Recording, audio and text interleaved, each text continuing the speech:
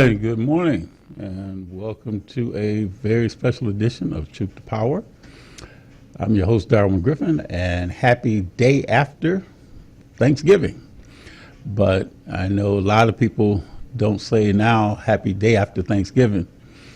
They just think of it being Black Friday, and that's all they want to do. Get out there and try and catch the bargains, go to the mall. They got family and friends that's here from out of town, out of state, and they're ready to descend upon the malls, the stores. But I know that there's also people that are asking folks not to go out and shop during this holiday weekend. So whichever the case may be, regardless of whether or not if you are out shopping or if you're at home with family and friends celebrating this extended weekend, be safe. Drive safely. And if you don't have to go out, stay home. Enjoy. Watch. There's going to probably be a lot of football and basketball games. It's going to be on this weekend as well. I do have to give a little shout out. Norman, I see you wearing your Michigan shirt on. But, yeah. You know, the thing is that, hey, you know, everybody couldn't be a Spartan, so some people had to be Wolverines. But I'm joined here today by one of my phenomenal co-hosts, Norman Clement of Detroit Change Initiative. And, you know, I was just so happy to see the Spartans get a victory against the vaulted North Carolina basketball team. So we know that the football season is not looking that good for Michigan State. Yeah. But the basketball season is looking good, not just for Michigan State, but also for your Wolverines. Yeah, I mean, they're doing well. Michigan basketball, Big Ten basketball. Both of them are in the top 15? 15. Yeah, because I think the state, I think they're like number 11, and I think Michigan is, I think, number 8, you know, ranked in the nation. Yeah, so they played everybody. So I think the whole model of, you know, coming out of basketball with March Madness, a lot of people don't watch basketball during this time, but all the big teams match up early in NCAA basketball, so it's been pretty exciting and stuff like that. I know we still fixated on, you know, who's getting into the playoff and stuff like that. But Michigan's doing well. Michigan got a big game tomorrow, rivalry Ohio State, 12 noon in the Big House, and we see Bryce Underwood.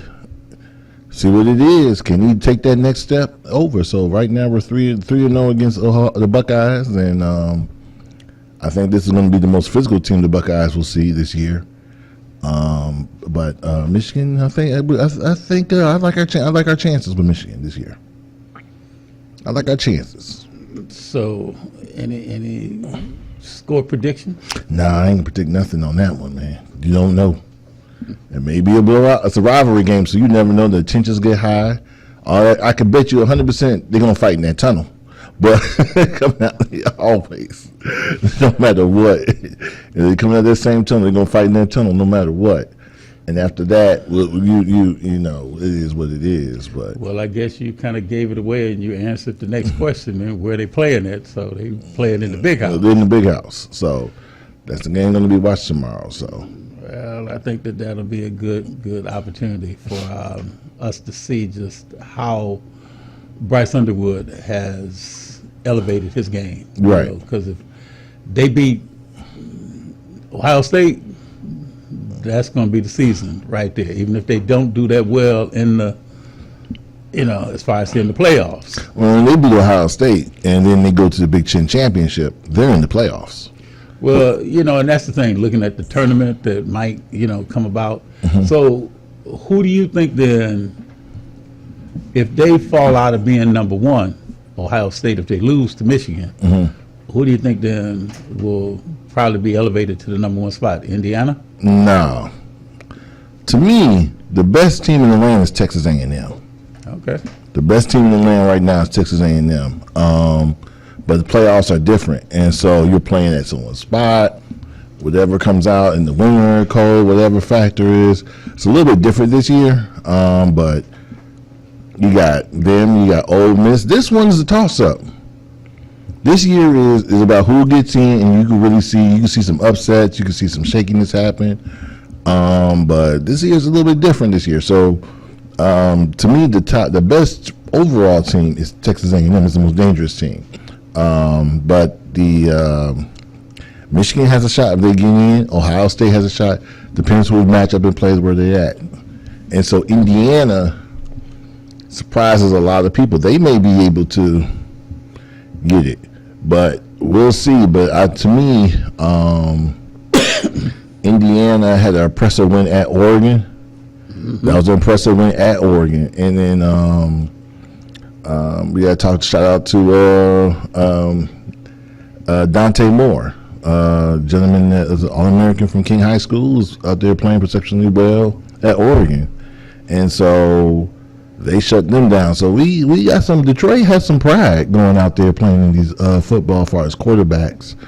And this weekend we have potentially see another 5-star and a sophomore, Don Tabron at Cass Tech. And then we have CJ over there was in the running for State Player of the Year at Cass Tech. So we got those guys coming up there playing great football there. And we got the Gash twins up at Catholic Central. So it's a matchup of the year that people want to see on Sunday night. I think it's Sunday night at 7 p.m. at the Big House. And not at Michigan, but at Ford Field. Well, and the good thing about this is that a lot of people are really excited about the sports teams here in the local area. You've got Michigan playing quite well. You've got Michigan State playing quite well. Right. You've got several other, teams that are looking real well. Cass Tech seems like they're beating a lot of teams that normally in the past have been very, very good. Looking at King. Yeah. King is always usually had a powerhouse. Good athletes to come out of King. But and then Catholic Central and some others, but it looks like Cass Tech is the team to beat because they've got a lot of people that they're not beating games. They're really decimating teams that they play against. Yeah. But but it looks quite interesting that we're going to have a good season. We're going to have a good. I think we'll have a good. I'm kind of hoping. We got to talk about this because we've also got how do I say it? The Lions. Well, but we still got the Pistons. That's a good thing. Then the Pistons are for real, but the Lions, I think we lost that game. The games we lost those in free agency. I think Brad Holmes has done a magnificent job in drafting. The Lions have been fortunate that something never happened in a long time in Lion history. We have to pay everybody because everybody's been played so well. Everyone we have drafted has played well outside of 4 guys. And 2 of those guys are always injury prone and hurt. And so before the trade deadline, you had a choice to pick up another defensive end. Now, granted, the Lions may be getting railroaded when they talk to teams about trades. But the Lions, they don't want to give up a 5th round. They want one of their premium players. And as for Brad Holmes, I would say the same thing. Hey, you can walk. But you have to really look into ways you could pick up some other players. I think we missed out on picking up Campbell from the Jets. He ended up going to the Dallas Cowboys, another interior guy that could help out. We missed out on some defensive ends. Jadeveon Clowney was a free agent. Yeah, we could have got him. We could have got him for the dirt cheap. And so those things are just to help on that other side. But, Norman, the thing that's so interesting, and we're going to bring the Bachelor and the Bachelorette on in a minute with us, Ms. Vicki Dobbins. But Norman, the thing that is really interesting is that the Lions lost their defensive coach and they lost their offensive coach. And the defensive coach is not doing as well as expected in New York. But the offensive coach that they had, Brad Johnson. he's doing quite well. Well, yeah, Brad Johnson inherited a totally different situation than Aaron Glenn inherited. True. Glenn inherited a team that was dysfunctional, a team that was done. You had some issues with the GM. Also, when they put Aaron Rodgers came over there, he really decimated the team. A lot of mistrust. You have a defensive coordinator that was a head coach that they fired, and so a lot of things were done where Aaron's coming in trying to pick up their pieces to see what's over there. Pretty much said, you know what, let's go ahead and start over. I can't hold that against Aaron Glenn. Ben Johnson, what he's done is Ben Johnson took half of the Lions staff with him. I heard, right. So, what Ben Johnson's done is it took a while, but he found those players that we already knew Chicago always had talent. But what he's done is that he's taken that talent, especially at the receiver spot, especially at the quarterback spot, especially at tight end, and really exploits those players with the offense. What hurt the Lions is that same play calling is not there. And a lot of times, as we saw yesterday, there's a lot of calls that Dan, who's a play caller, you shouldn't, come on, man. Some things are elementary. Take the field goals. And so you love Dan because of his emotion, his grit, his determination, but also you hate that comes down to when sometimes, hey, man, sit back, take the field goal, call it a day. And especially with play calling, there are issues on the offensive line that are retirees coming back out now. And so there's a lot of things that the GM and the front office could have done because you always want to stick with your guys, but you understand this is football. Injuries happen.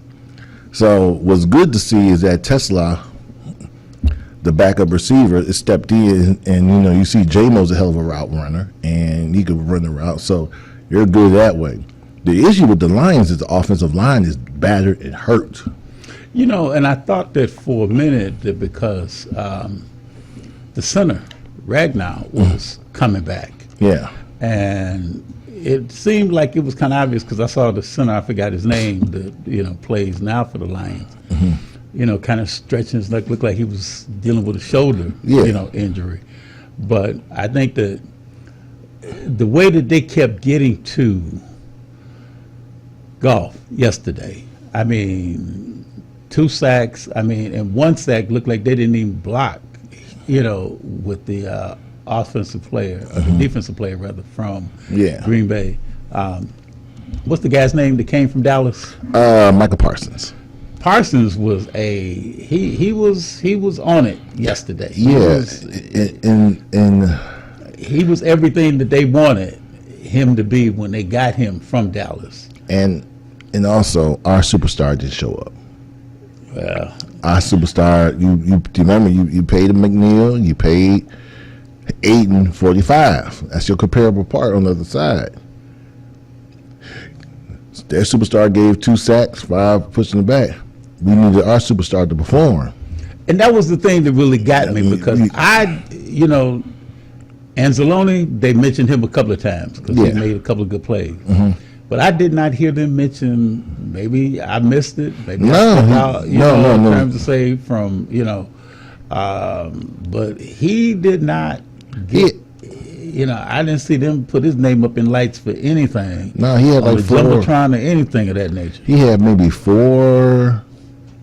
He had 4 tackles, but not their downfield, but no tackles for loss, no pressures, the guy had all day to throw. And so when you're double team or triple team Aiden and your other defensive end can't play, the other supposed to be defensive end Pascal, who's never been pressured, has not panned out.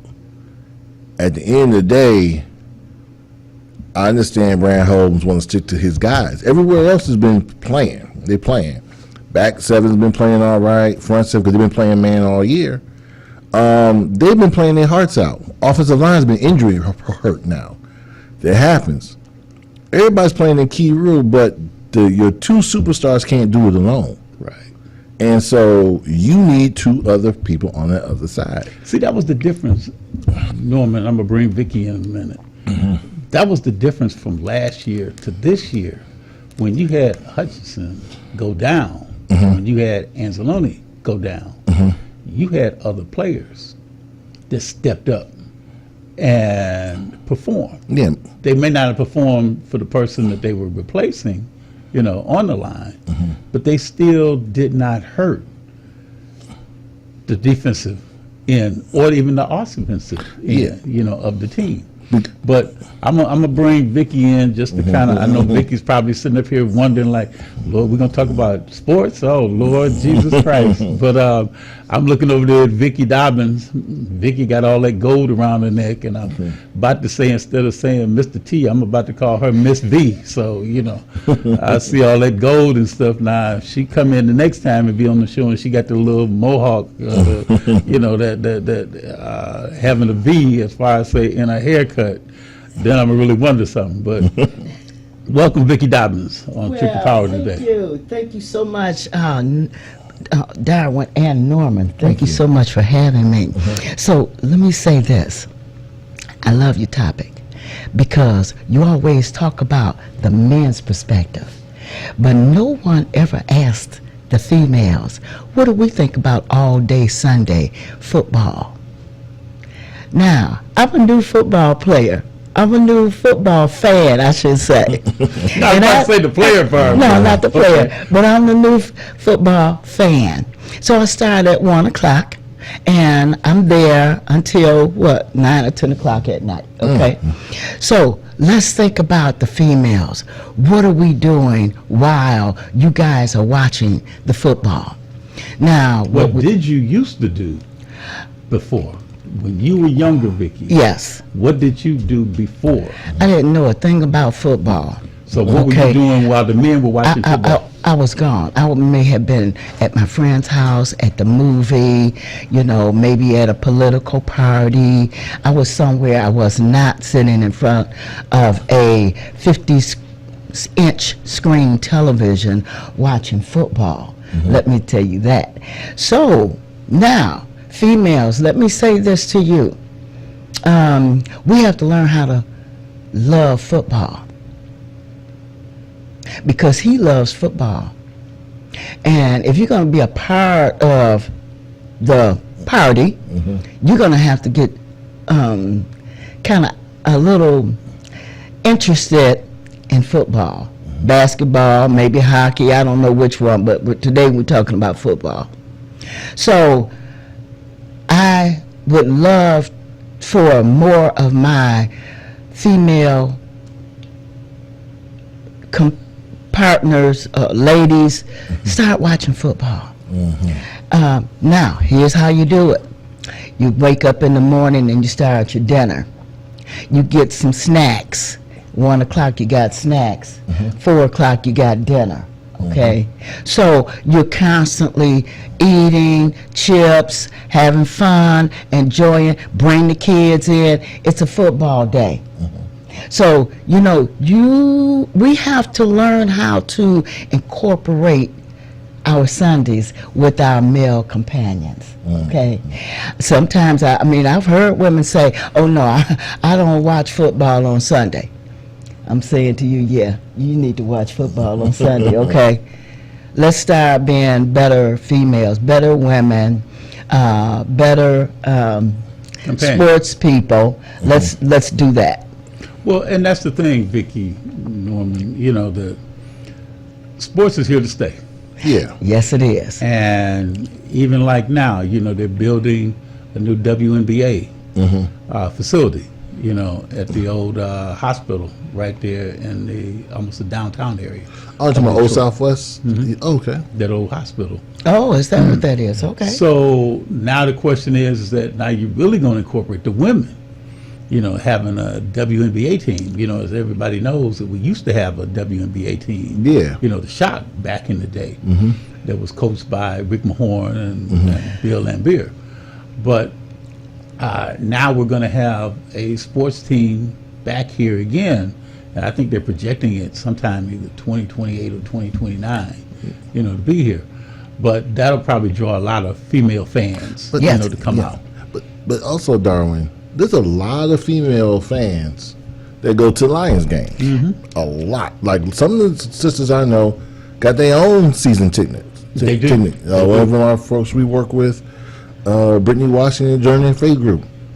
She is a diehard Lions fan. She got season tickets. I got to throw out the name Lisa Ginger. Yeah. One of my sister's friends, one of her best friends. She's got season tickets, and every time you see her, she got the T-shirts. the T-shirts and the jerseys and Yes, the jackets. yes. And that's the thing that I see. Women getting a lot of bling bling that has Lions, Yeah. on it. But also too, with so many women, and Vicky are CEOs, presidents, executives. They have the bandwidth and the money to go and, you know what? Let me go ahead and get me a seat or a box That's seat. right. And a lot of them sisters go in style. Yeah, that's right. But the thing of it is, don't forget this is new. Yeah. I've been watching the stadium too. I never seen so many women and their children Yep. go to the football game. It's been phenomenal. So all I'm saying is that the rest of us need to get on the bandwagon too. Now we're talking season tickets. I wasn't really too familiar with season tickets, but my daughter and my son-in-law, the Sea Nance, they have season tickets. I saw the sea Nances in the pictures that they are there Yes. at the game with Yes. their Lion paraphernalia on. Listen, they got T-shirts. They got the whole nine. My son-in-law's basement. You should see. What they call that, a man cave, Man or cave, something yeah. like that. Okay. Well, it's full of Lions memorabilia. Okay. He's got the rings for I don't know how many games, maybe 6 games. They are phenomenal. They are beautiful. So all I'm saying to the women, He got the rings like what you got on, You that see, ring that you got. that's from right, River that's Room. right, that's right. Okay. This is a football sports ring. I wear it all the time. What are you Why? gonna do when you get married, Miss Well, Bachelorette? you know what? I might have to change hands. Maybe I'll put it on this hand. Okay. Yeah, okay. because this ring will be much more important. What? Okay. And guess what? It'll be because I was watching football. Okay. Right. So yeah, ladies, let's get on the bandwagon and let's join the gentlemen, make it fun and do some of the things that they do. And guess what? They love telling you when that was a touchdown and the 3-pointers and the 7-pointers, and they love telling us that. Okay, so while you don't really know a lot about football, you'll learn because he will teach you. So Well, that's the one thing, because I got to correct you, but it's like when you said the 7-pointers. well, it's a 6-point. Okay, there we go. All right. But- Well, I'm new. I'm still new. Okay. But the main thing is that you're learning. Right. And that's the thing, because there's a lot of men that don't know it either. Okay. Yeah, a lot of. That a are lot still of learning, at the same They time. think they know, but they don't know. Right. And then they teach it to somebody else, and then they don't know it. They got the misinformation, and it's going to perpetuate over and over and over again. Right. But, Vicki, I'm going to ask you, do you have a favorite player? I think I like the one called Gibbs.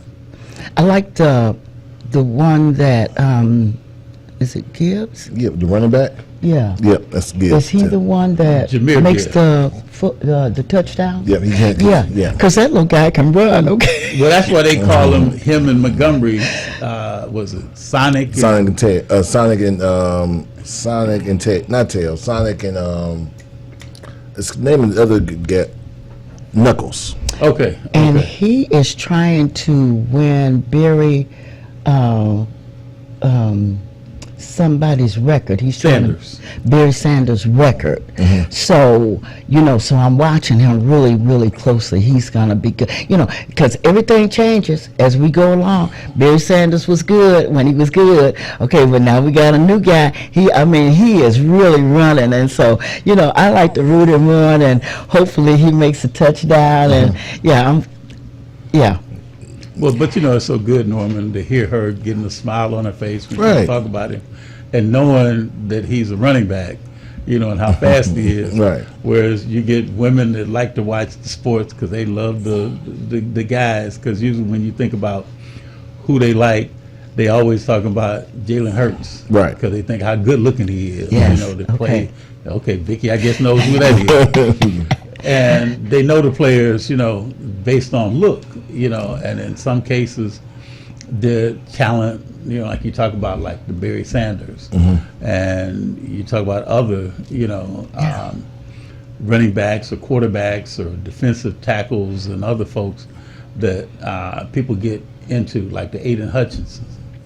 And even when I hear some women, they even know the colleges Yeah. that they went to school at. They know other players on the team that may be striving to win, that have won Super Bowls before. Because I can ask you, Vicky, who is Tom Brady? Oh, now Tom Brady was with a team, and I really liked him. He was a running back, and he just retired, and then he got to be a phenomenal speaker for the news media. I really like him. He just stopped one part and went right on to something else, even with all of his problems. He just moved right on with his life, and I really commend him for that. He didn't sit around and get on a pity pot, and I just thought it was a great thing. I watch him, and he's doing a great job. You want me to? Well, Yeah, help me out. Well, I mean, Tom Brady, he was a But quarterback. we love you, Vicky. Yeah, okay, I'm working on it. I'm working on it. He was a quarterback, but he does a lot of speaking because he's the new commentator at Fox Yes, and commentator, everything. yes. But he did have some issue, him and his ex-wife, they divorced, but Yeah. things are working out now that he's doing that, and that's pretty good too. So, but I think a lot with women in sports, starts where if their children play sports, little league moms are playing football, they watch the game, their sons. I remember a friend of mine, Crystal. We were good friends in high school. She hated football, swear by it. She'll never get into it, never date nobody, no talk to nobody. That's right. Hated. That's right. I ran into Crystal years later at the University of Michigan game where her son plays for U of M. And I sat there, And that happens like that, I said, but wait, that happens. But we got to take We'll a go break. take a Gotta take a break. So we'll be right back. We've got Vicky Dobbins, The Bachelor and the Bachelorette, and we've got Norman Clement, Detroit Change Initiative. I'm your host, Darwin Griffin, and stay tuned. We'll be right back with Vicky and with Norman.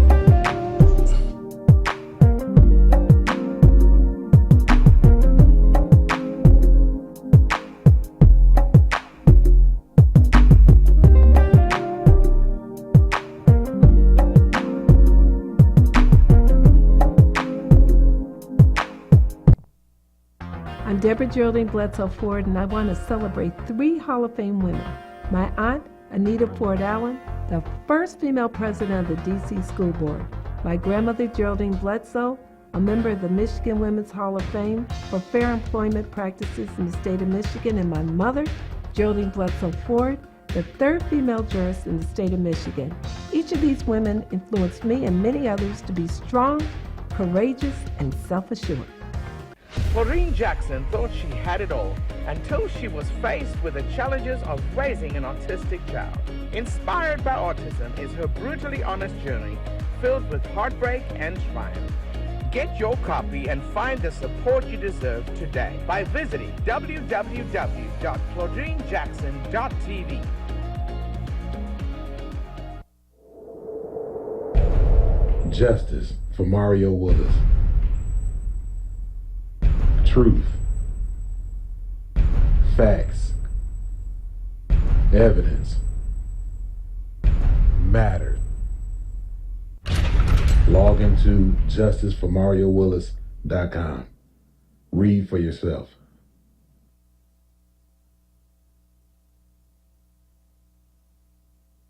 Watch WHPR and TV 33 when you want, where you want, how you want. WHPR is now in your pocket. Download our free app by going to the App Store or Google Play and enter WHPR TV in the search engine. And there we are. You can download WHPR TV or radio. You heard about it. Now come be a part of it. Roku Detroit Worldwide. Approximately 8 million viewers. Have you ever wanted your own TV show? Have you dreamed of showcasing your talent for the world to see? Well, now you can. Have your own TV show. You can have your own 30-minute show. Not only will you be seen in the Detroit area, but you can be viewed worldwide. For more information, call 313-868-6612. Visit our studios and receive a free TV interview to promote your business, church, or organization by appointment only. Every Monday through Friday from 12 noon to 3 p.m., it's the Tavis Smiley Show on WHPR TV and Radio 15.2. Also seen on Roku, Fire Stick, Apple TV, iPhone, and Android. That's the Tavis Smiley Show on WHPR TV and Radio. Download the WHPR TV app for iOS, Android, and Roku. The Tavis Smiley Show, distributed by R.J. Watkins Studios. 313watkins.com. Streaming on Roku.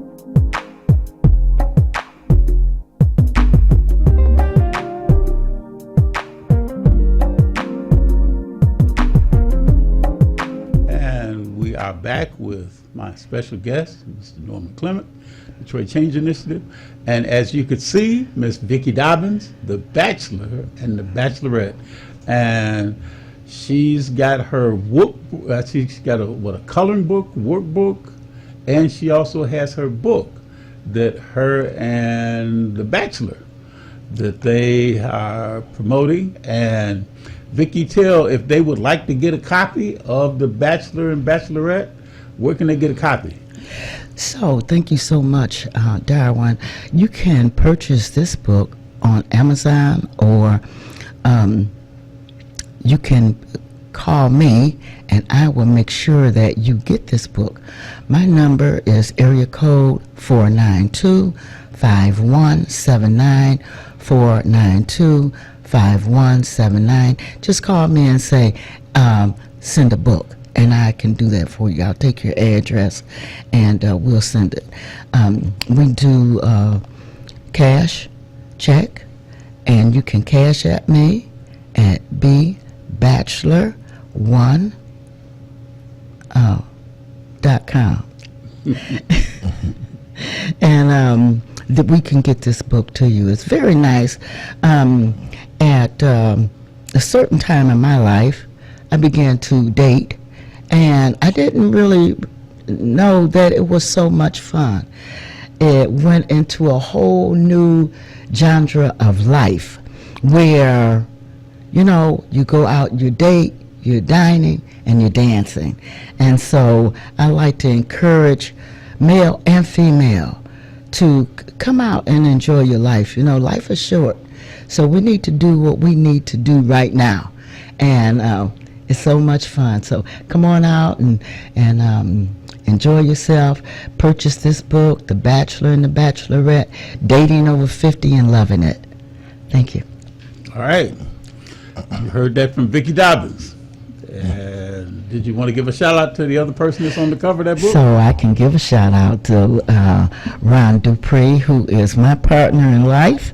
And we really and truly, I hope all my friends from the Elks Club and Showplace and Idlewater. and the Idlewilders and NSYNC are watching, and they know us very well. So, if you haven't purchased your book, call me and get it. Give your number again, Vic. Again, my number is area code 313-492-5179. 313-492-5179. Thank you. Okay.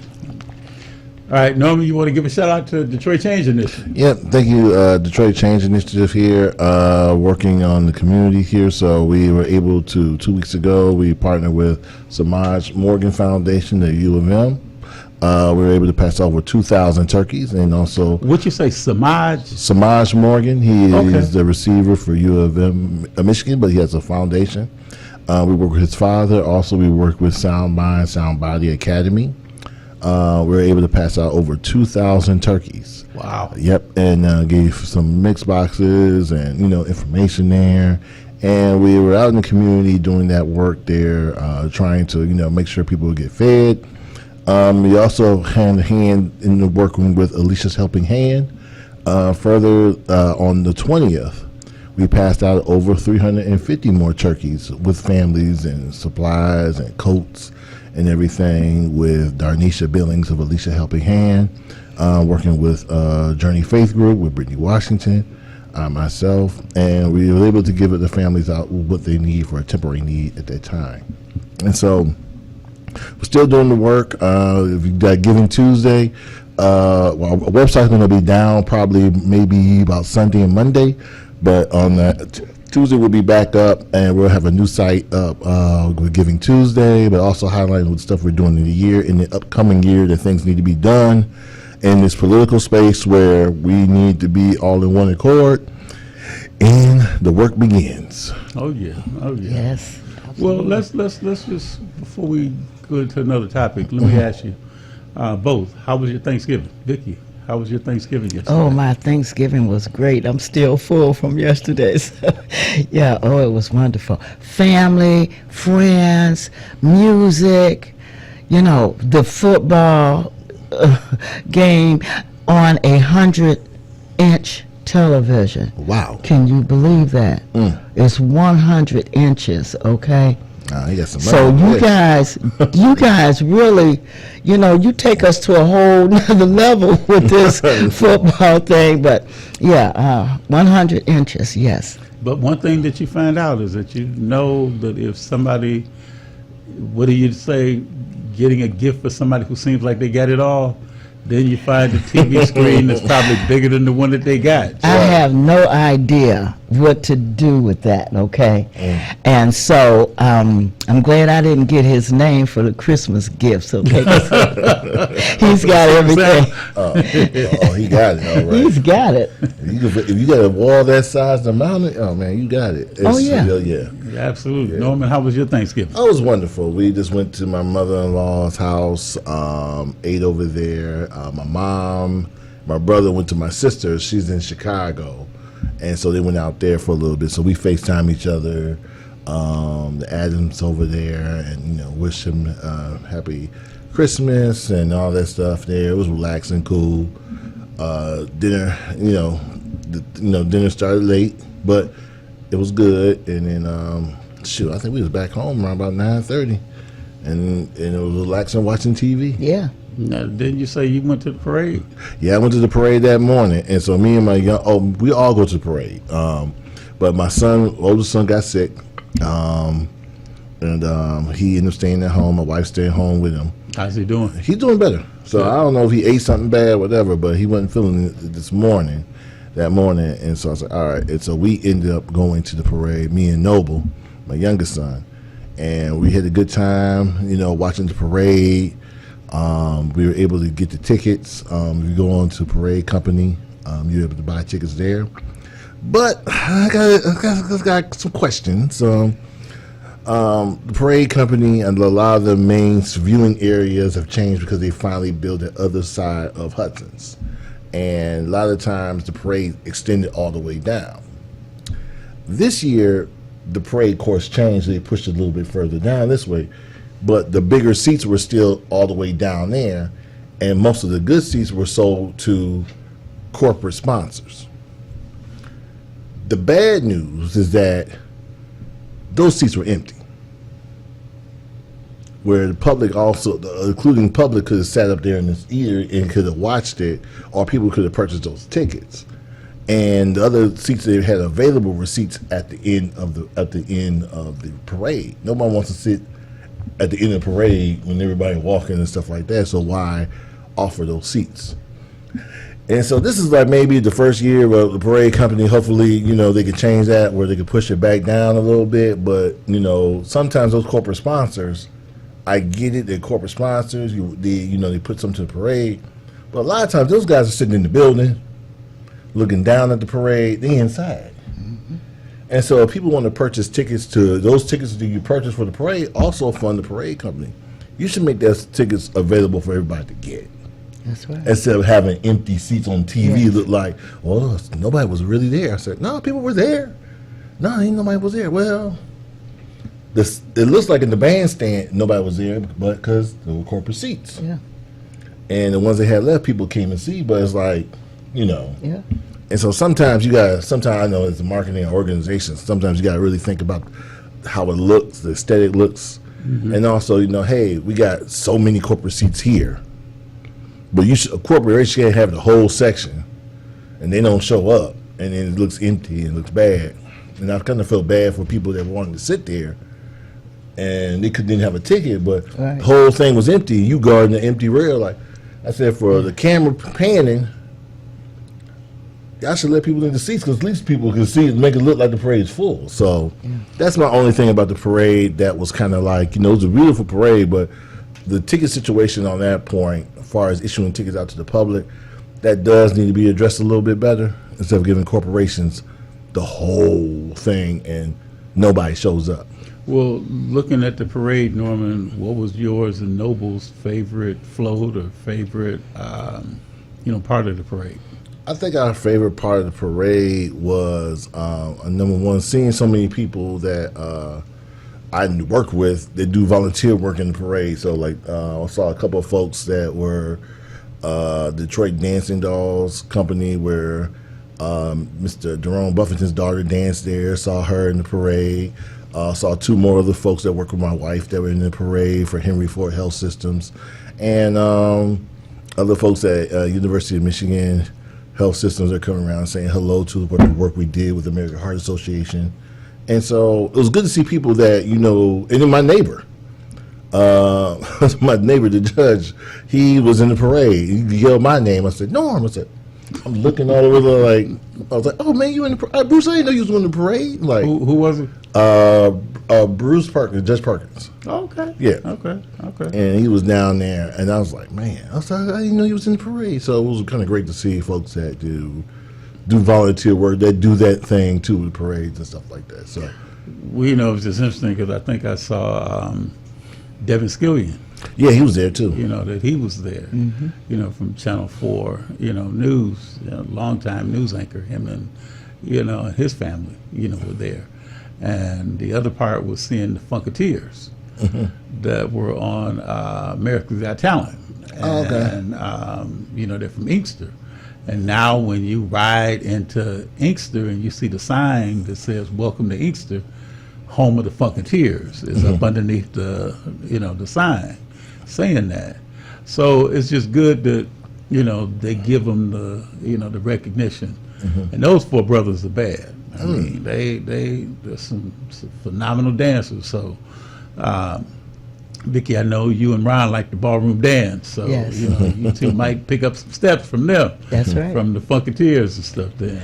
Well, I watched them on television. I don't know that, they got some great steps. And, we go to ballroom classes, to learn the steps. And those guys really got steps, okay? And I think they're a little past what I think I know how to do. So, but they're great. I'm glad that they're out there. Because, again, it shows that we can do things, Don't let life shut you down. And so I really love that, yes. Well, and the other thing that, I just wanted to touch upon real quick. Vicki, what do you have if you had to give thanks? What do you have to give thanks for this upcoming holiday season with Christmas coming around and New Year's coming around? You know what, Darwin, as I think about my life, I am a COVID survivor, and until I came home from the hospital, from the rehab center, and after several months at home in rehabilitation, and did I realize how sick I was. And I give thanks. It brought a whole different feeling to me and closeness to God, and how I want to be closer to Jesus. I don't know how close I was to not being here, but the Lord made me so comfortable in my state. I had no idea that, I may have been taking my last breath. I didn't know. But for God, He kept me relaxed and comfortable with IVs and Foleys and all kinds of equipment in the ICU. I never thought that I might not survive this thing. And so I'm so thankful for life. Not only my life, but anybody's life that can come in and see the new year. I'm thankful for life. My new pastor, Reverend Horace Sheffield, talks about how grateful, how blessed we are, and how fortunate we are to be here to experience every day. So that's a blessing. Be blessed. If you still have your family, if you still have your significant other, it's a blessing. And we need to thank God. If you haven't, and I'm not preaching, but if you haven't been to church, if you haven't got yourself right with Jesus yet, this is the time. I'm just saying. Well, that was a real tough time, because I know, Vicki, you had had reached out to me during that time. Yes. And I know what you were going through, and I'm glad that, anything that God takes you to, He'll get you through it. Yes. So I'm glad that He was able to go and get you through it. Yes, He did. Thank you. And Norman, what do you have to give thanks for this year? I give thanks to one, still being able and still being here. Oops. I really also, give thanks for my family, especially my living wife. Also, my support system. I really give thanks for that, especially this year. And also, I give, even during the tough periods or disappointment periods, I give thanks for that, because, sometimes sometimes a moment of clarity it takes you a long way. And I think this year, 2025, I've had many moments of clarity to, to see what you see, and, deal with truth and deal with the reality of what it is. And I'm thankful for that, because I'm in a better space that I can deal with this stuff, deal with reality, and deal with the truth moving forward. And I think that's something that year before I probably wouldn't be prepared for, but this year, and with prayer and all this other stuff, the support system we have, we are still here, and I'm thankful for that. Well, and it's good that, I think that we find our strength through some of the adversity that we go through. And a lot of times we get into situations that we think it's going to be real hard to get through or to get out of. And I think that's what you were mentioning about, Vicki, that God gets you through situations that you thought were going to be impossible to get out of and to get through. And that's the thing, that when there's sometimes hopelessness God gives you the faith to realize too, through Him, there's always the hope that you can get through it. And you can get out of it, because all of the adversity that we go through in life, those were things that God, in some cases, orchestrated, so that you could discover your strengths. You could discover how powerful and how resilient you can be. So sometimes God takes you through what I call friendly troubles, gets you through it, so that when you get to the what seems to be insurmountable troubles, you can make it through it. Yes. So that's the important part. So Vicki, Norman, I can't thank you both enough for, having the perseverance, the resiliency, and the faith Oh, yeah. that you put it to Him to help you get through everything that you Yeah. go through. But let's just talk in the few more minutes we've got left in this segment. Let's, kind of lead into a little bit.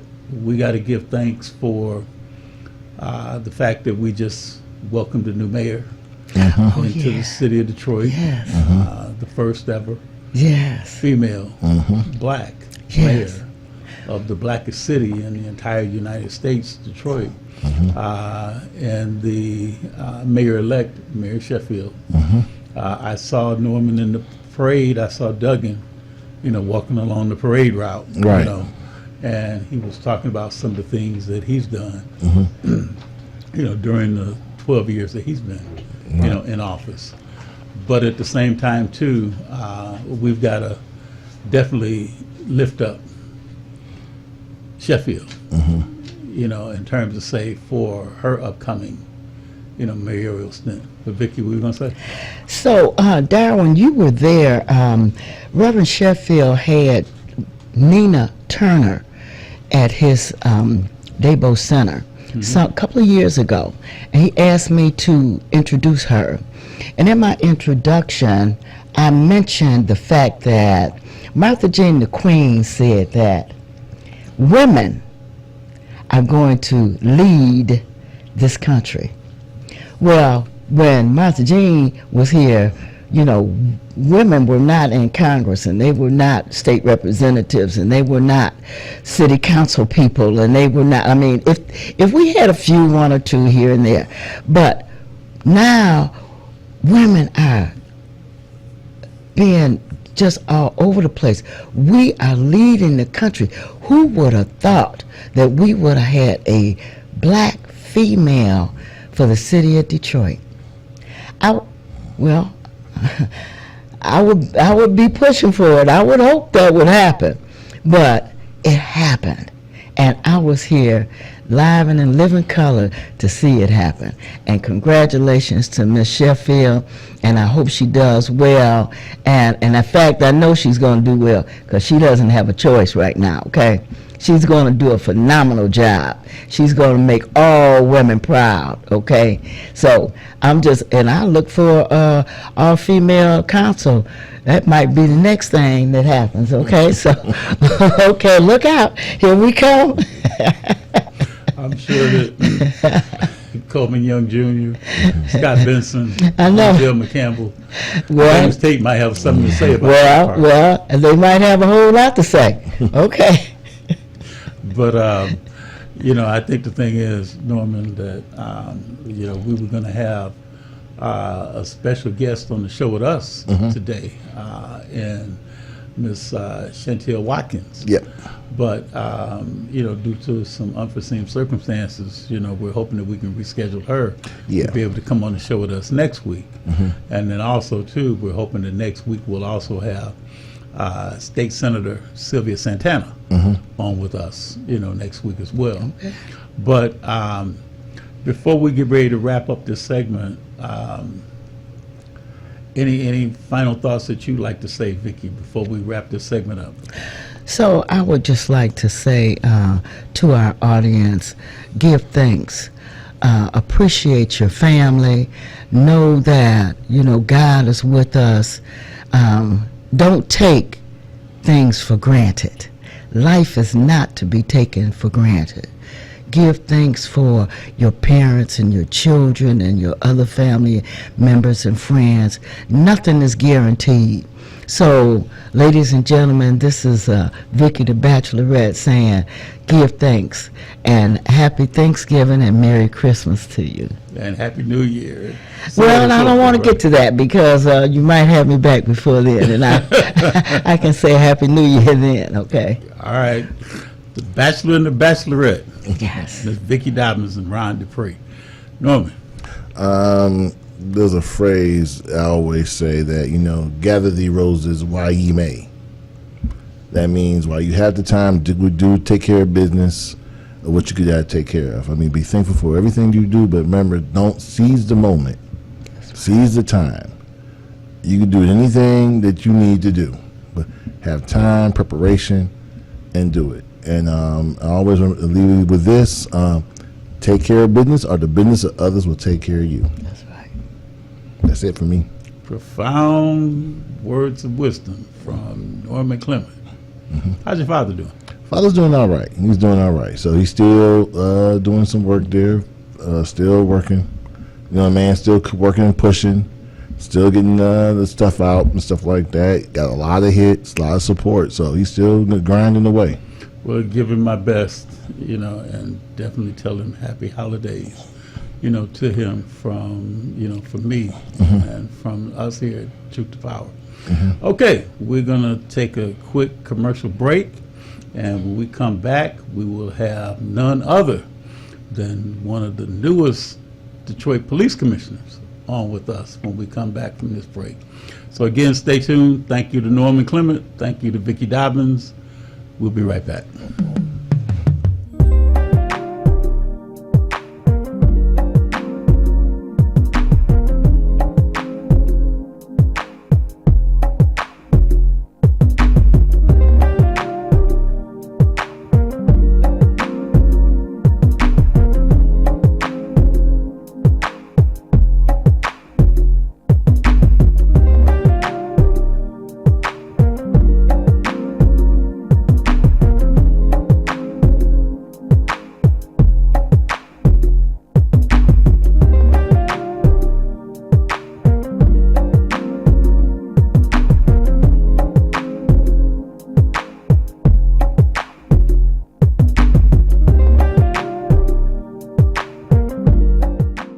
WHPR and TV 33 when you want, where you want, how you want. WHPR is now in your pocket. Download our free app by going to the App Store or Google Play and enter WHPR TV in the search engine.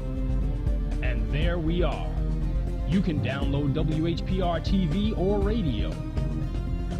You heard about it. Now come be a part of it. Roku Detroit Worldwide. Approximately 8 million viewers. From the desk of RJ Watkins, this is a WHPR editorial.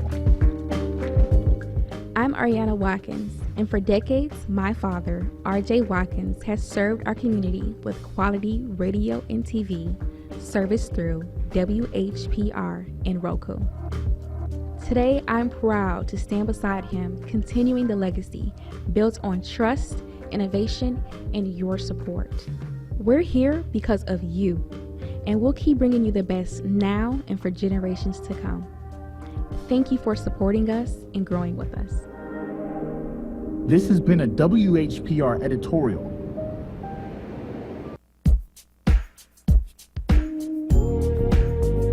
Tune in to the I Love the Hustle show, Saturday afternoons at 12 p.m., followed by Mr. Smooth's Ballroom and Steppers Express Dance Show on WHPR 15.2 Detroit, Apple TV, Roku, and many streaming platforms. See you Saturday.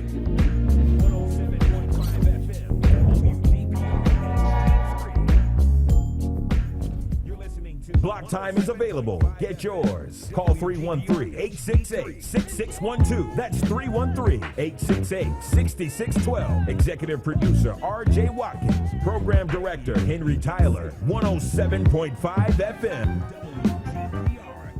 WGPR HD3. RadioWeCanSee.com. 313watkins.com. Streaming on Roku. 107.5 FM, WGPR HD3. You're watching WHPS, Highland Park, Detroit.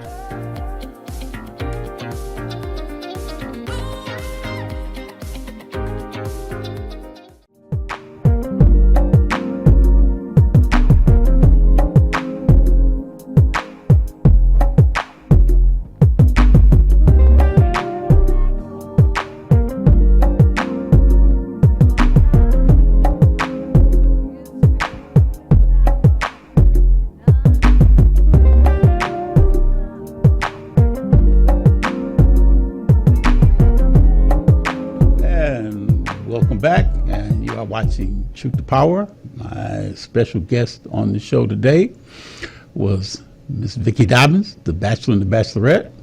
But we are joined again with Mr. Norman Clement of Detroit Change Initiative. And now we are joined by the newest member of District 7 for the city of Detroit. And she is the police commissioner-elect for District 7 in the city of Detroit, and her name is Victoria Camille. Miss Camille, welcome to Truth to Power today. Thank you so much, Mr. Griffin. Thanks for having me. Talk a little bit about where is District 7 at in Detroit. Talk about the boundaries of where District 7, what all that encompasses in Detroit. Sure. So District 7 encompasses just past Rouge Park, so all the way out to Telegraph, and going east to Livernois, and then going north up to 96. There are a few precincts that peak right above 96, but mostly 96 is that upper boundary. And talk about, because there's a few people that might not know, what is the duties and the roles of a police commissioner? So police commissioners sit on a board, an 11-member board, and 7 of those commissioners are elected from each of the city council districts, and 4 of them are appointed by the mayor. And the board is responsible for civilian oversight of the Detroit Police Department. The board is not part of the police department. It's intended to be a separate entity advocating for the voice of the community. And the board is responsible for things like setting policy and approving policy for the Detroit Police Department, as well as approving promotions and disciplines, accepting citizen complaints about the police department and investigating those, as well as the board plays a part in the selection of the police chief and several other duties. So talk about in terms, say now, you ran this election and there were several people that were running at large, but your seat was one that someone retired, or what happened in terms, say, with the previous person that was in that position itself? So each of the districts elect one police commissioner. And so in District 7, the former police, well, soon to be former police commissioner, our commissioner right now, decided not to run again.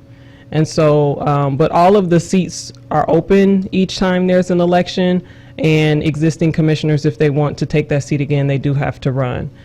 There technically are not at-large positions that run for the Board of Police Commissioners. Each of them are from each of the districts. And then the 4 that are appointed by the mayor, that's not an election, those are appointments. And how often do they meet? How often does the police The board meets. And where do they meet at? Sure. The board meets once a week on Thursdays at Detroit Public Safety Headquarters on 3rd Street. And every Thursday they meet at 3 p.m.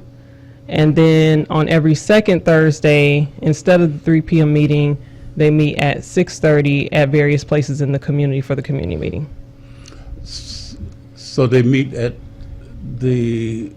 on 3rd Street, repeat that again. At Detroit Public Safety Headquarters. It's the headquarters of the police department. Right down there across from where the MGM, Correct. the casino was at. Yes, Okay. South Michigan. And then they meet at various other places on the other days that they don't meet down there at the main headquarters. Right, every second Thursday. There's a different place. Usually it rotates by police precinct area. The staff will look for an area like a community center or a church to meet at in that area. And talk about a little bit, Ms. Camille, about what happens at the, at these meetings. So if if the general public wanted to come, I mean, is that where they would come and lodge a complaint, or what happens at those meetings? Most certainly. So the meetings have a structured agenda, which are posted on the city website, and they go through various proceedings. They follow Robert's Rules of Order. There's a report from the police chief or the police chief's delegate. There's reports from staff, from the HR director.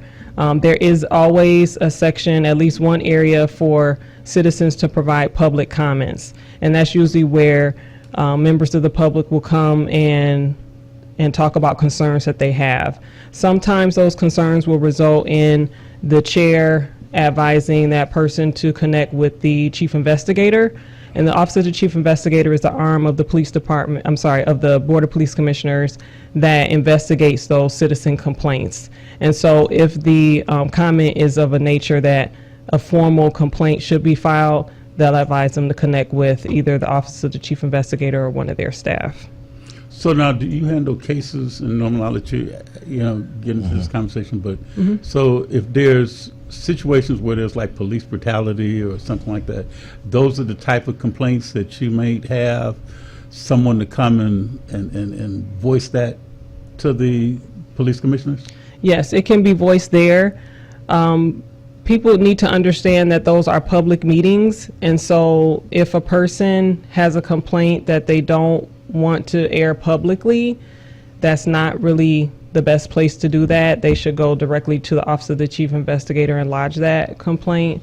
But oftentimes people will come and start out with a public comment and then result in a formal complaint. Okay, Norman? Yeah, I was going to talk about that as far as a formal complaint. And so if someone has launched a formal complaint to that prosecutor or to that investigator and nothing has been addressed, what's the remedy for that citizen? Then it goes to the police commission. It's the concerns, or what's the next step after that? Yeah. So if a citizen has not heard back about their complaint that they lodged with the Office of the Chief Investigator, they certainly should bring that to the Board of Police Commissioners. And when that happens, they'll typically ask the Chief Investigator, "Have you gotten a complaint for this person? What's the status of it?" And then we'll take that conversation offline with that individual to see what the status is. Okay, which is pretty. I just want to know, because some of the standards that I know folks in the community always ask us where to take their complaints to with the police commissioner, which is very, very important, and also how to address the issues correctly so they could meet a remedy in a timely manner. Doing this work here, what drove you to run for police commissioner? That's an interesting question. So I actually served as a secretary to the board in 2023, and so I'm very familiar with the Board of Police Commissioners and the role of civilian oversight in Detroit and the opportunities that we have to improve it. I have been organizing with various grassroots organizations over the years, and just really feel that we have an opportunity to add more transparency to policing in Detroit and to bring the community's voice into the decisions that are made about what policing looks like in Detroit and what public safety looks like in Detroit. Right. And so, in 2023, in 2024, when our current police commissioner decided not to run again, I stepped up and took the opportunity and said, I have the knowledge and the passion and understanding to improve this, and so I stepped up. Oh, excellent. I don't have any. Well, and that's the thing that I was going to ask you too. So let's walk through a little bit of who Victoria Camille is in terms of so you were born and raised here, or were you here in the city of Detroit? I was born and raised in Detroit, and for a period of time my family had moved outside of Chicago. So for my middle school and high school years, We lived outside of Chicago, and then I was back here in Detroit for my entire adulthood. So what do you like most about Detroit? Detroiters are so resilient and creative, right? Like, I just find that in Detroit, no matter what the circumstances, we find a way to just rise above and carve out a life for ourselves and to thrive. And so I'm impressed by that. And it really gives me inspiration on what we can do when it comes to public safety and the challenges that we have. I know we can rise above that, and we can do that as a community together, and that we don't have to have individuals outside of our community or who have privilege and wealth dictate to us what that needs to look like. And see, and that's the one thing that I'm saying, because it's like, so you were here in the beginning, you went to, the Chicago area, you came back, and you talk about the resiliency that you see as far as, say, with Detroiters. You've seen, I'm sure, several mayors since that time, just as I was asking Norman and Vicky. Now we have the first female African-American mayor of the city of Detroit. What does that mean to you? It means a lot. I mean, it's historic. It is an opportunity to look at things differently, and to have the leader of our city take us in a direction that is more inclusive of our community. What I will say in regards to our mayor and all elected officials is that it is our responsibility as community members to always remain engaged.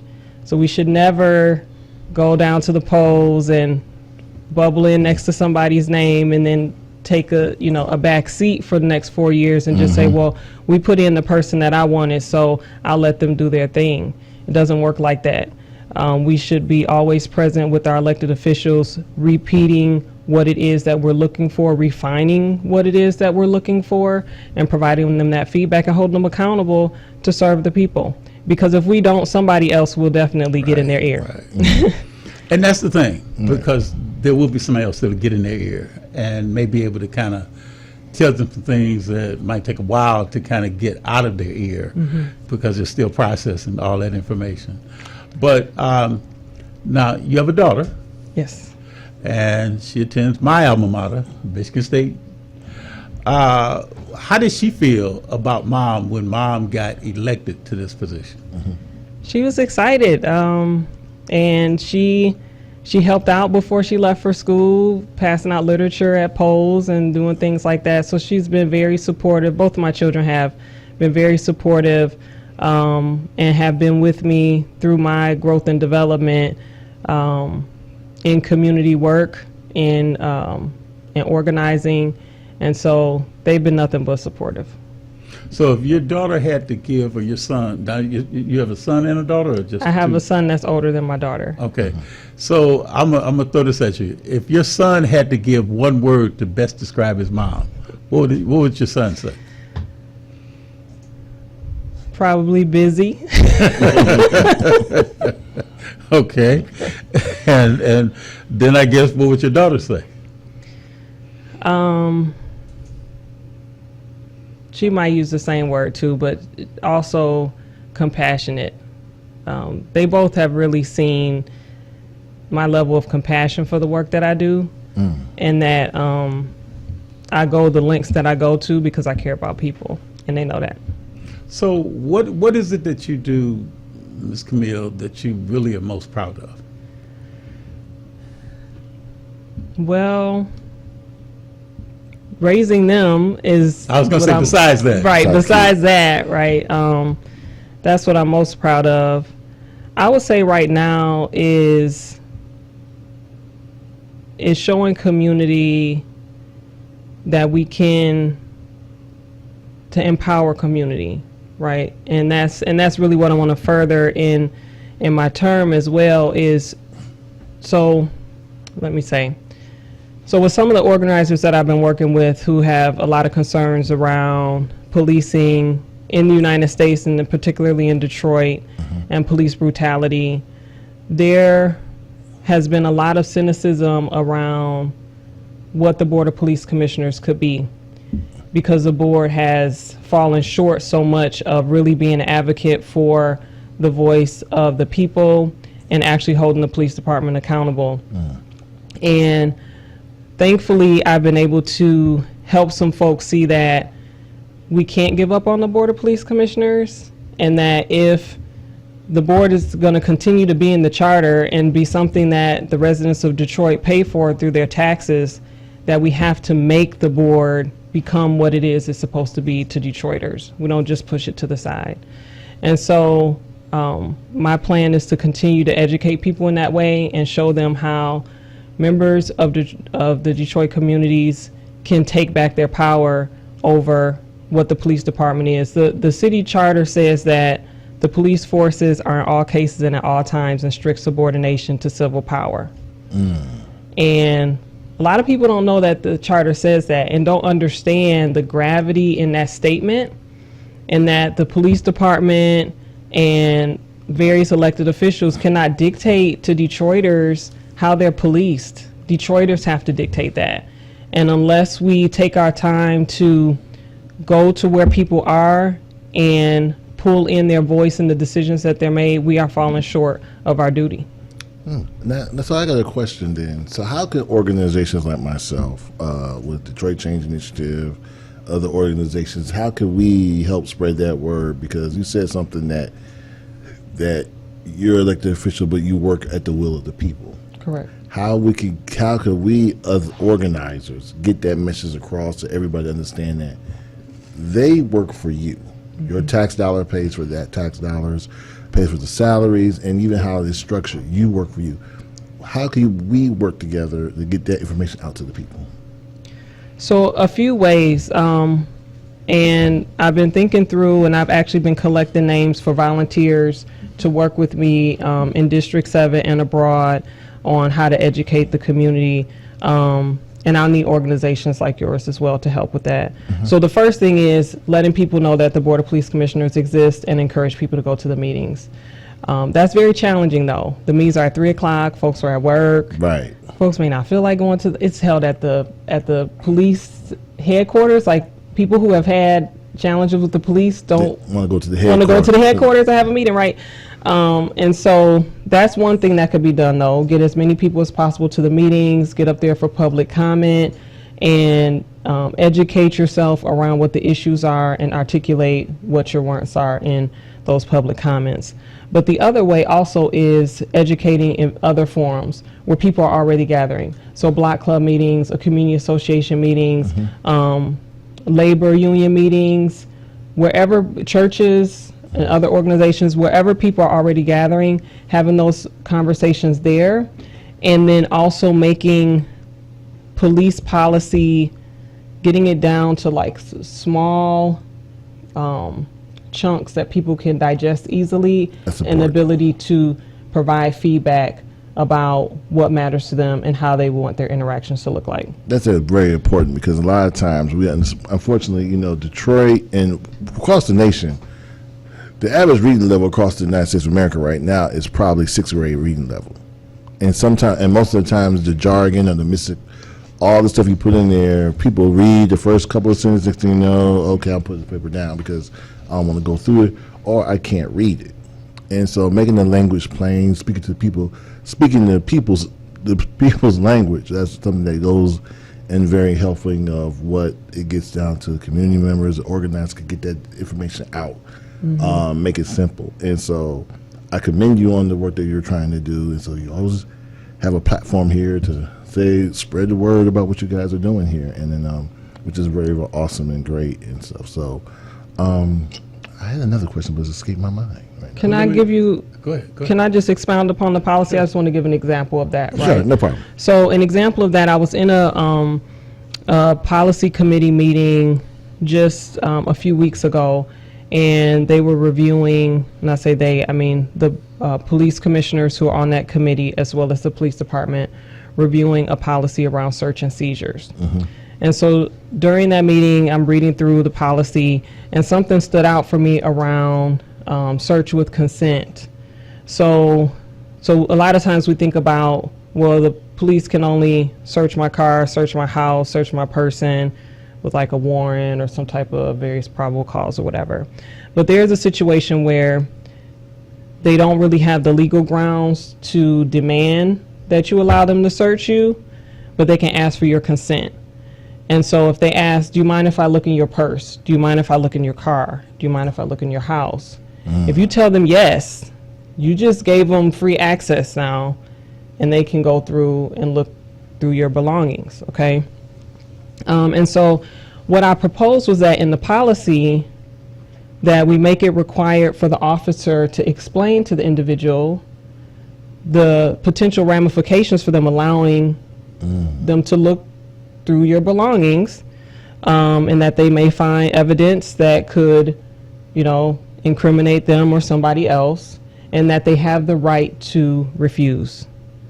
And there was a lot of pushback from the department about that. Well, we're not legally required to tell somebody, and people know their rights. They know that they can decline to, and everybody I've talked to in the community is like, no, we don't.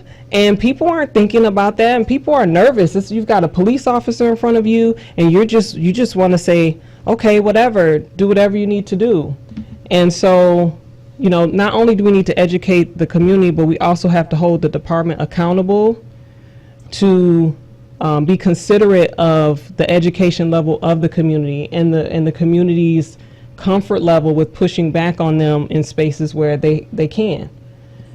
And so that's one thing I would continue to pursue, and that's an area where we could take that like scenario down to a small piece of information to go to the community and say, if you were approached by police and asked if they could search your car, would you want to be told that you can refuse that search? And then we can take that back and use that to develop policy. So if you ask them, hey, can you mind if I look in your purse? You say, yeah, go ahead. That means I consent to just the purse or consent to everything looking at? Well, you consent to the purse. Okay. You consent to the purse. So if, you know, one thing that I know we've had cases before, I've had Lieutenant Mike Shaw from the Michigan State Police to be on a show with me before. And one of the things that we talked about was that what to do if the police stop you. And I know as a police commissioner, that's one of the things that you may get people to come to some of your, you know, public, you know, your meetings and address that, you know, in terms of that. But I know I've done work with NACP, and there was and I did a forum in River Rouge at the high school with 11th and 12th graders, what to do if the police encounter you, especially like if they come and they pull you over, you know, because that was a lot of question about what to do when the police pulled you over, how to handle that situation. You know, did you have to keep your hands in, you know, on the steering wheel?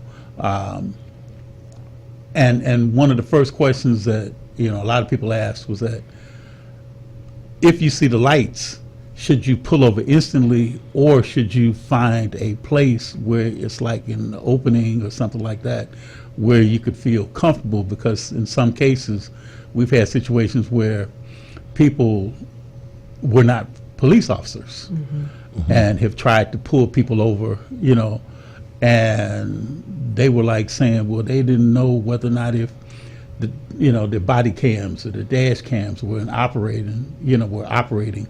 So they didn't want it to come across like they were resisting arrest when things happen. So what do you advise, especially like when people go and they see the lights or they're stopped by the police? What should a citizen, you know, do when that police officer comes up on them? So what I would say is that the ACLU has some really good know your rights guidance. In fact, on my website in the resources section, I point people to some specific articles in that regard. I'm not a legal expert, so I won't go too far with what I would recommend. However, to my understanding, you can drive a distance in order to get to somewhere that's lit, that's out of the traffic, you know, And then, of course, there's some discretion there, right? Because if you got to go several miles, that could look like You're trying to resist arrest, right? Yeah. So, but definitely, you know, community members have a right to be in a situation where they feel safe. We just had the situation with the lady who actually called 911 when she was stopped by police because she was afraid of the officers that were stopping her. And the result of that situation was her being shot 6 times. I saw that, right. I Okay. saw that. And so that's an option, right? Like if you are in fear for your life, whether it's from just a civilian person or from a police officer, call 911, get somebody else engaged in the situation, because there's real fear, and sometimes it's for good reason. So now does the public, they go to their commissioner and explain what may have happened or a situation that may have occurred with them and some kind of interaction with the police? That's what the police commissioners open their phone lines to be able to receive calls, and then they take it back to the rest of the board of commissioners?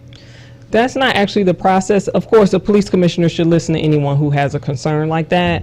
But then police commissioners then direct the residents to file a complaint with the Office of the Chief Investigator, Okay. which reports to the board. And there's a whole staff of investigators that have access to body-worn camera footage and records and things like that to do that research. And then that commissioner can then follow up on that case to have oversight and understand exactly what's going on and what the outcome was.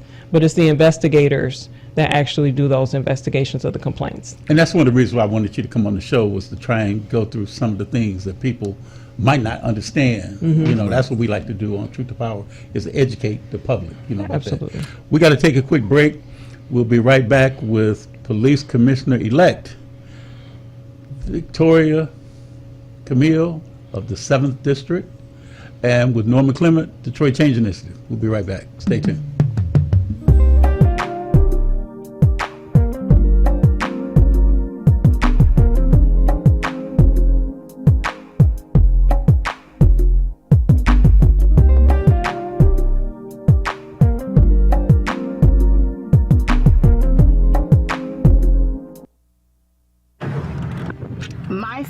My fear is not being myself and putting others in harm whenever I'm under the influence. Did you know drivers with a BSC of .08 are 4 times more likely to get in a crash than those with a 0?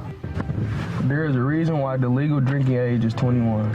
Underage drinking is ugly because teens who start to drink before the age of 15 are 12 times more likely to be unintentionally injured. Over 300 fatal crashes and almost 4,000 injury crashes were alcohol related. Death is ugly, especially since this avoidable accident. Yet on average, every 52 minutes, alcohol-impaired driving fatality occurs. Fees and fines are ugly, and I want to get paid, not owing anybody money. If everyone obeyed new driving policies with a BAC of no more than .05, alcohol-impaired driving fatalities, injuries, and total costs could decrease by 71 through 77%. Help us remind others to not be ugly with alcohol and keep alive with .05. This message was brought to you by the Center for Urban Youth and Family Development. For more information on how you can get involved, email admin@mycap.org. Have you ever wanted your own TV show? Have you dreamed of showcasing your talent for the world to see? Well, now you can. Have your own TV show. You can have your own 30-minute show. Not only will you be seen in the Detroit area, but you can be viewed worldwide. For more information, call 313-868-6612. Visit our studios and receive a free TV interview to promote your business, church, or organization by appointment only. Feel good about your future with tuition-free programs at Wayne County Community College District. Whether you want to be in healthcare, computer science, the culinary arts, digital media, or robotics and automation for the next generation of vehicles, WCCCD has you covered. A full range of programs to achieve your goals, fit your schedule, and give you all the support you need to be successful. All of it tuition-free. Now there's something to feel good about. Register today at wcccd.edu. Justice for Mario Willis. Truth. Facts. Evidence. Matter. Log into justiceformariowillis.com. Read for yourself.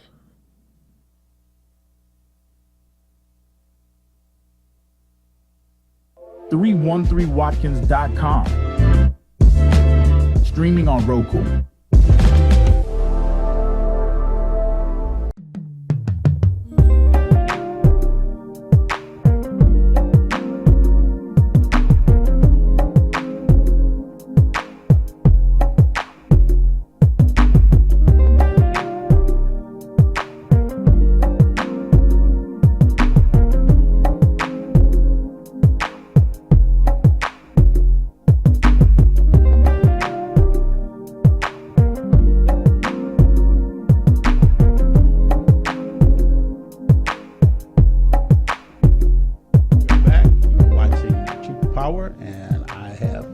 Special guests that are on the show with me today. Mr. Norman Clement, who's been a regular contributor to the show, Detroit Change Initiative, and we are also pleasing pleasure to have had the opportunity to meet the newest Commissioner of Police for the District 7 of Detroit, and that is Victoria Camille. Police Commissioner-elect. I want to make sure I say that right, because you know when we talk about your position starts when? On the first of the year. The first of the year. 2026. And it goes. It's a 2-year. 4 years. 4 years. Mm-hmm. And now, you know, you were saying about where the meetings are going to be held at, and also too, let's talk about. You say that there's a survey that you have on the website. What is the purpose of your survey, and what are you trying to glean from that survey that you got on the website? So the survey is just one of the ways I'm looking to gather feedback from the community on what they want to see in community safety and the concerns that they have in the neighborhood. And so I kicked that survey off in October of 2024 and have been gathering information there. It's at my website, which is victoriacamille.com. And that URL is being repurposed from campaign to resources and education. And so those who are watching that website will see that transition, but the link to the survey will be up through the end of this year. And so primarily then, give that website again. Sure, it's victoriacamille.com. That's VICTORIACAMILLE.com. And basically, let's talk a little bit about. I know we were talking during the break about the independent analysis. Mm-hmm. So let's let you get to a little bit more dialogue with Norman and I about that. Mm-hmm. Certainly. So the city of Detroit has an ordinance called the Community Input Over Government Surveillance, or called the CIOGS ordinance, which requires a certain number of steps to get feedback from the community before new surveillance technology is put in place in the city. And that's very important because we know, like, technology and surveillance is, it's going at lightning speed. Right. And folks want to understand how it's being used and that the right controls are in place. And so the Board of Police Commissioners plays a part in that process very early on by approving a technology specification report. And the department provides that to the Board of Police Commissioners, and sometime later the board either approves that or requests some changes in it. And so one of the opportunities that I see is for the board to bring in some independent analysis of the technology, and for technology that may be an upgrade from technology that exists already.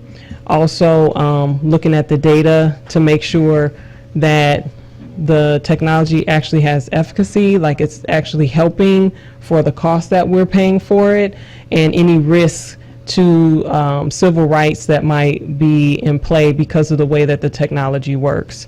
And so far, the Board of Police Commissioners largely takes what the police department brings to them about the technology as the information that they need to approve it.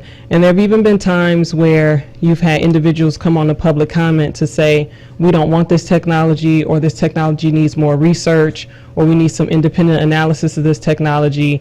And despite that, the board approves it anyway and pushes it on to City Council to do their their steps and their process in the CIOGS ordinance process, which really is a detriment to the community and does a disservice to the residents of Detroit.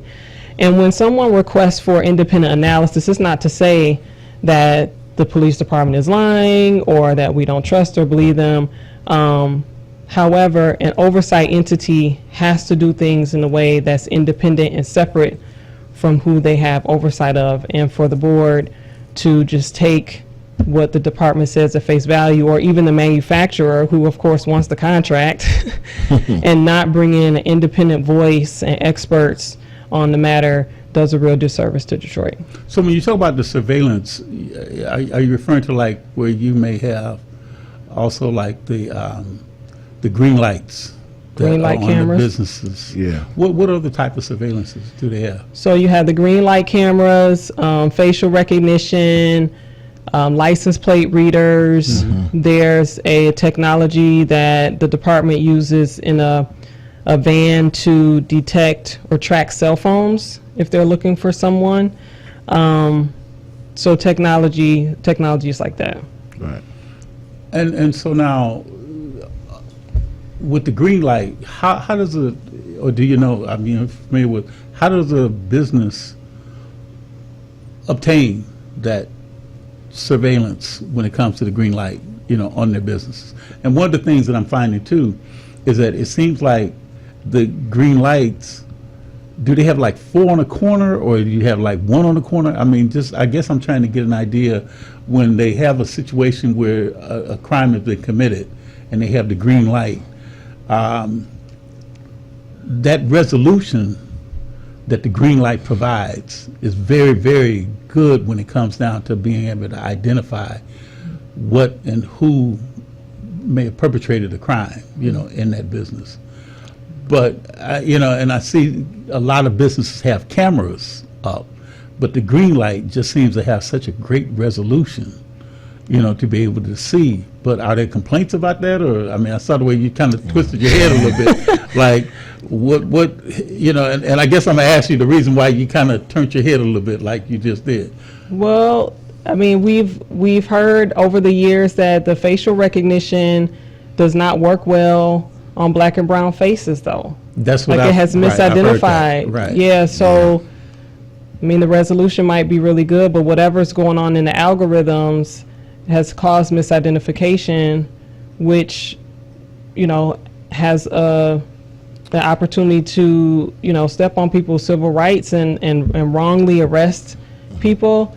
The other, it just came to mind, the other technology is a really big one that's been really controversial, is the shot spotter as well. The gunshot detection system. It's not really well. And just to piggyback off of that, the issue with some of those recognitions on black and brown faces is that some of the early detections of those fake recognitions have a problem with melanin. And so what happens is it takes one or the creator. And sometimes those things, or whoever creates the technology, maybe have some implicit bias when they create the technology. And so therefore, when you're doing the program, you only see black people in these certain faces and these facial features. And so someone that looks like somebody, you describe it, is going to pick somebody that randomly walks up the street. And what happens is that so many innocent people, and also tax dollars, are going to prosecute people who were not even there, who were not in the scene of the crime, who were witnessed there, or even locked up and put away, and come to find out, they weren't even the suspect. So when she's talking about an independent analysis, that independent analysis does the background of, okay, this technology here, okay, you guys don't test well when population of these people, or you don't test well in this. So that's what she's talking about, the importance of an independent commission on doing the technology and also doing the work out there in the community, because it affects the community. And at the end of the day, taxpayers bear the burden and the cost of someone who is wrongly convicted. That money comes out of the insurance backed by the taxpayers. The court case is lengthened. That comes out of the taxpayers. And so this is a taxpayer saving initiative, that you do an independent analysis to make sure the technology is working on anybody. Yeah. Well, go ahead, I'm sorry. Yeah, and I just wanted to add, so we had a situation in Detroit a couple years ago where the 8-month-old the lady that was 8 months pregnant that got arrested for carjacking, Yep. and she didn't do the carjacking, and the facial recognition misidentified her somewhere in the process. And one thing that the department will say is that, well, we don't, like, the facial recognition is just a piece of the evidence, and we're supposed to use these other things. So how many times, now that we use GPS to get around where we need to get around, so how many of us have kind of forgotten how to get to places that we otherwise would have known how to get to on our own because we have become dependent on this technology? So we can say that, well, the officers are supposed to do these other checks, even though they have this AI tool or this technology that is helping them. Over time, that starts to cripple a person's discernment, and they start to subconsciously rely on it too much. And that's what happened in that situation. Nowhere in the description was a pregnant lady in there as a suspect, but it was like, oh, the system said her, and we go and we take her, you know. So it's something that we really need to bring in some folks that don't have a real interest in bringing these technologies in to really do that independent analysis. Yeah, because I think that's really critical. And let's talk about the wrongful conviction. And I know that's something that you probably have dealt with a lot, you know, in the past with people that have been wrongfully, you know, incarcerated. And as Norma was saying, that's a lot of taxpayer dollars that go in to try and go, and especially once that person gets out, there's monies that's allotted to that individual, you know, once they, you know, leave. And especially if they sued the city back to, you know, because they can't replace all those years that they've been incarcerated for. But it's still in all, if the detectives or the investigators would do a little bit more due diligence to really investigate a little bit more and go a little bit beyond the call of duty, they would probably stop a lot of these wrongful convictions. And I know in some cases it's a matter of trying to get somebody convicted, and they've had cases where, you know, they've fabricated, you know, evidence, you know, for something like that. But let's talk about the wrongful convictions, because I know that's something that you and myself and our executive director, producer here, Ms. Willis, talked about how a lot of times that's something that they've been showing recently, how there have been a lot of wrongful convictions, you know, and they just did a special about that. But let's talk about that. Yeah, that's been a topic that's been coming up a lot lately, and I know that the Wayne County prosecutor has the Conviction Integrity Unit in place, and just a lot of concerns there in regards to files that now have been discovered to have been destroyed, which is making it challenging to review these cases again and see if individuals should be released. And, you know, prison conditions are deplorable enough as it is. Yeah, because I mean, it's just like the young lady out there in, I forgot the name of the correctional facility that has the mold that they said that they found in her ears. And yes. Yeah. And that's in Huron Valley. Okay. And to my understanding, there have been hundreds of women who are sick. Some have died, and it hasn't been addressed. So that, as well as other circumstances, make prison conditions completely inhumane, even for people who have committed a crime. Right. But the idea to have people there who have not committed a crime is just unspeakable completely. And so, you know, we'll talk, and I did have a really good conversation with Ms. Willis, just commend her for the tremendous amount of work that she's been doing for her son, Mario. And, you know, I think about that situation, and the death of the firefighter was terrible. It was a loss for the community. It was a loss for the department. But it was an accident. From everything that I've seen and what the research that's been done, this was an accident. And so as a society, we can't allow ourselves to try to heal from bad things that happen by causing more harm to somebody else. Like, that just doesn't get us there. And so I recall, and we were talking about the situation more recently, but I recall the situation from before because it was brought to the Board of Police Commissioners by Police Commissioner Banks. And to my understanding, he's been advocating, for the family in that regards. And oftentimes when situations like this come to the board, there's this sense of, well, this is not in our scope. This is not our responsibility. This is a prosecutor and court's issue. But what we have to understand is that the beginning of these court proceedings is with the police department. It's with the police officers and the investigators.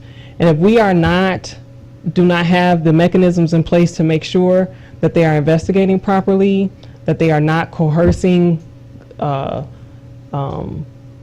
admissions of guilt from people who have not done wrong, we've really failed as a board if we're not protecting from that happening. And so when we find out that those types of things occur and that our officers or our investigators have been like the foundation and the root of someone being wrongfully convicted, we have to deal with that. We have to hold the officers accountable, we have to hold the department accountable, and we need to put the mechanisms in place to make sure that it never happens again.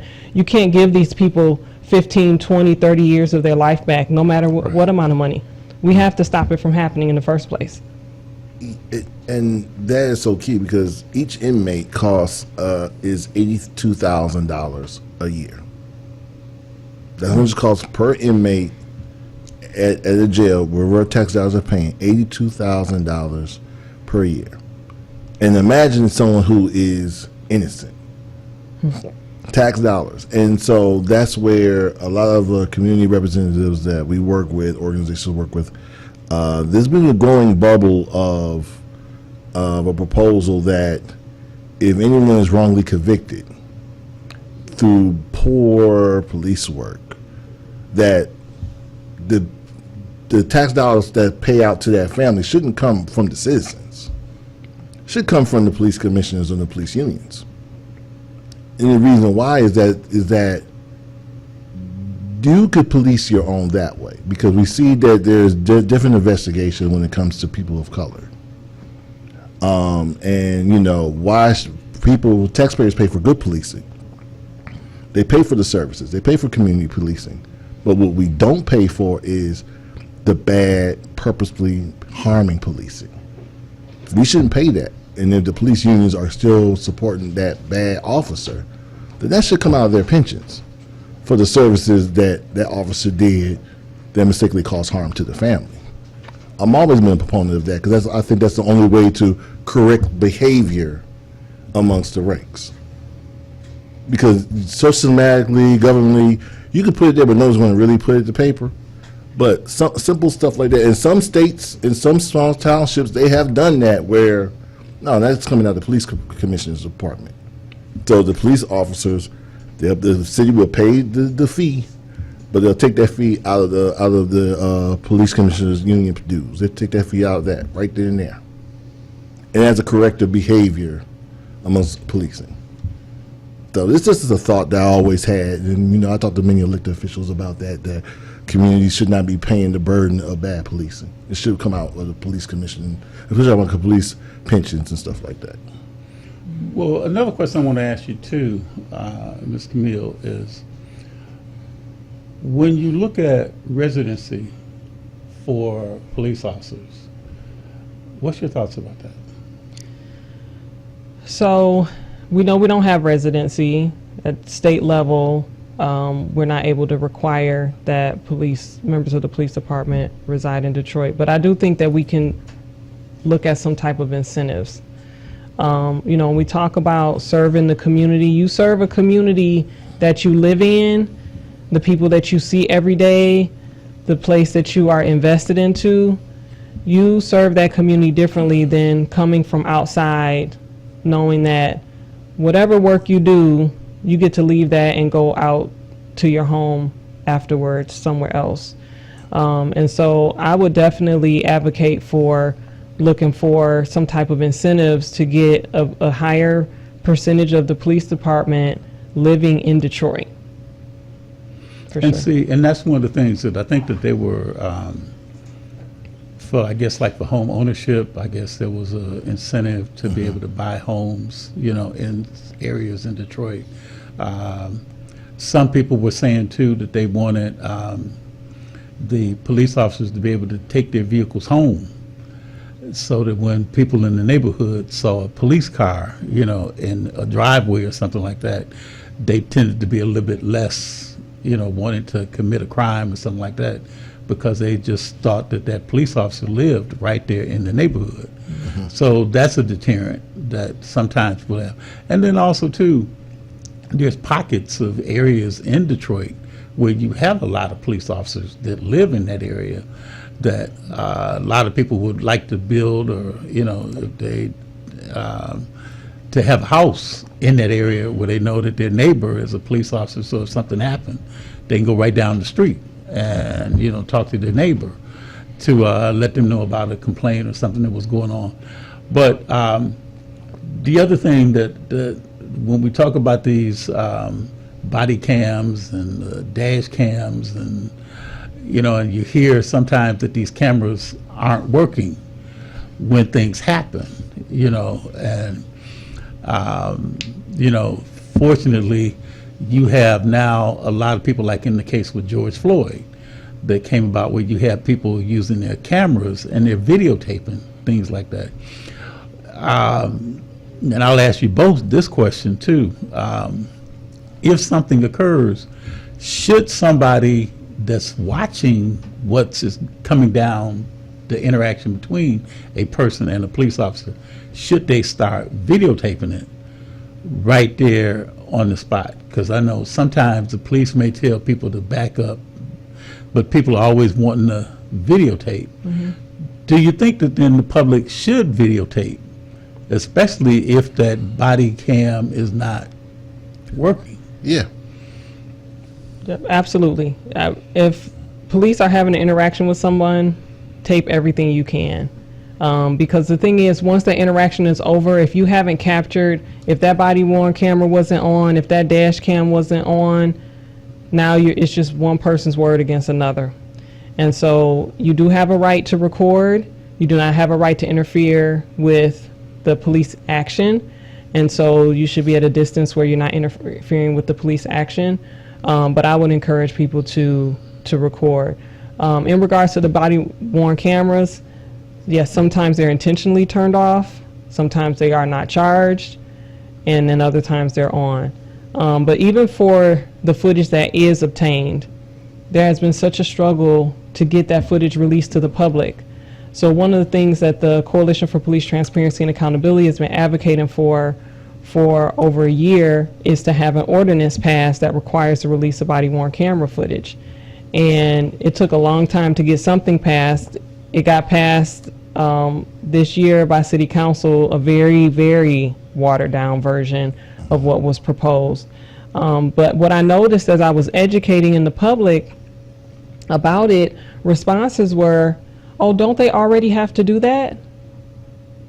No, they do not. And so, as members of the public who are very busy and doing different things and not completely paying attention to what's going on, every once in a while we'll see some footage as a little clip in a news article and this and that, and think that that's all there is. And most of that footage is not released to the public. And so how many more incidences are occurring that we don't even hear about? Mm-hmm. And that's a whole, we could probably do a whole conversation around, around like Sherman. I would encourage people to look up Sherman Lee Butler and the work that we did around that and the importance of getting that body-worn camera released. Mm-hmm. So, that's another piece where we need to educate the public about this is the information that you need so that you can then provide your input on what you want out of policing. If you don't know what's really going on because information is not being released to you, then you don't really know the impact of what's happening with the work that these departments are doing. Is there's a term that used to be prevalent, it was called a citizen's arrest. Does that still exist now? I am not up to speed on citizen arrests, and I'm not going to speak on it. But that's something have you heard that term before? I have heard the term before. but I'm not completely educated on everything around it. So if you have some information, I'm willing to listen to that. Well, that's the thing that I was just curious about, because sometimes people will go and they'll holler out, you know, they're going to make a citizen's arrest on somebody who they see doing something that they feel, but then it's subject to whether or not if the person really is doing something that's illegal or not. Yeah, so it's up to interpretation. Exactly, and Right. that's sometimes where people have to kind of be questioning about. But Police Commissioner-elect Camille, we got to wrap this segment up. We definitely would love to have you to come back on again. But is there anything that you'd like to make, closing remarks, that we didn't get a chance to talk about before we wrap this segment up? I think we covered a lot. I just really appreciate being on the show. Thank you for this platform. I encourage folks to continue to check out victoriacamille.com. I will be updating that website with education and resources. Please take the survey while you're out there. And I just look forward to serving the community as the police commissioner for District 7. And I am looking for engagement. I believe in co-governance. And so when I'm asking for volunteers, I'm serious about that because I can't do this by myself. And so I look forward to working with the community. Well, we just want to say on behalf of Watkins Broadcasting, we want to wish you a happy belated birthday. Thank you. And hopefully your birthday celebration, I know it's probably what, your 29th birthday celebration? Sure, we'll say that. If we do the math, it might be a little off. But we just want to let you know that we appreciate you coming on. We want you to come back on as often as you'd like to. Norma Clement, Detroit Change Initiative, thank you for bringing this Truth to Power. Thank you. I'm your host, Darwin Griffin, and we will be back next week. Have a great holiday weekend.